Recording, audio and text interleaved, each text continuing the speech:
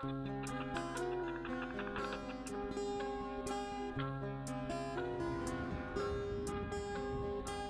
Mike Franks. I'm the chair of the Victoria Baths Trust, and the Victoria Baths Trust was set up to preserve and restore the building when it closed back in 1993, and it's the charitable wing, if you like, of the Friends of Victoria Baths, which was campaigning against the closure and then for reopening.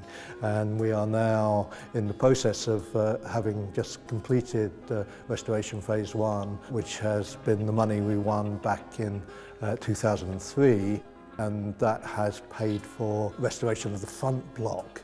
Still a lot of work to do.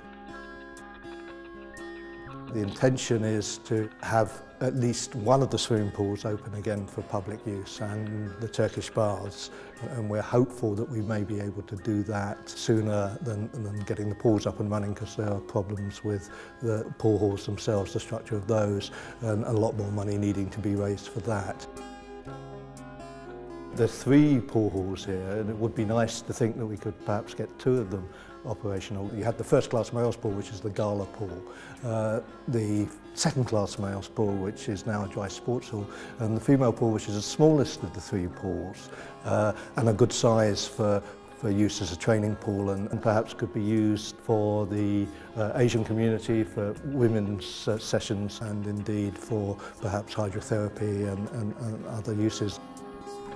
We have open days regularly, run sessions with schools in the neighbourhood, and very exciting work that comes out of the schools that come here, and a lot of primary schools in the neighbourhood use the facilities.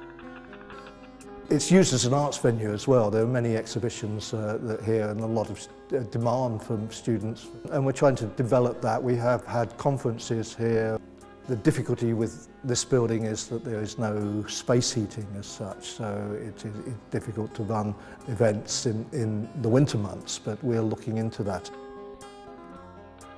As a difficult to heat building, I think this could be used as an exemplar of ways of heating it using green techniques and trying to improve the energy efficiency of a building like this while retaining obviously its original features. So I think that will be quite a task, quite a challenge, and we're up for that.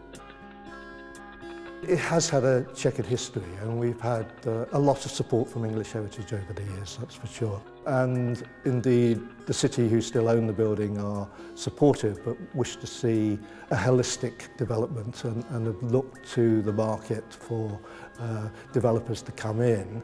We, and certainly my personal view, is it would be good to keep as much of the whole site as possible, because not only is it the foremost municipal baths of its era, but also it is perhaps the most complete site, with the boiler house and the filter room still there, and a laundry which could be used again for public activities, maybe an art gallery there, maybe the cafe could move into that space.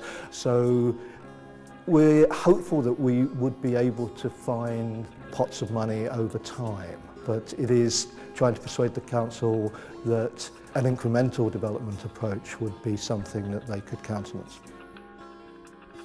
We're certainly considering moving towards the social enterprise model and see ourselves perhaps operating the Turkish baths, a not-for-profit making trust. Whether we actually do that ourselves or we work in tandem with a not-for-profit trust that has more experience in operating Turkish baths, that's for the future to determine, but certainly sustaining the building needs to find a different model than the grant-funded position we're in currently.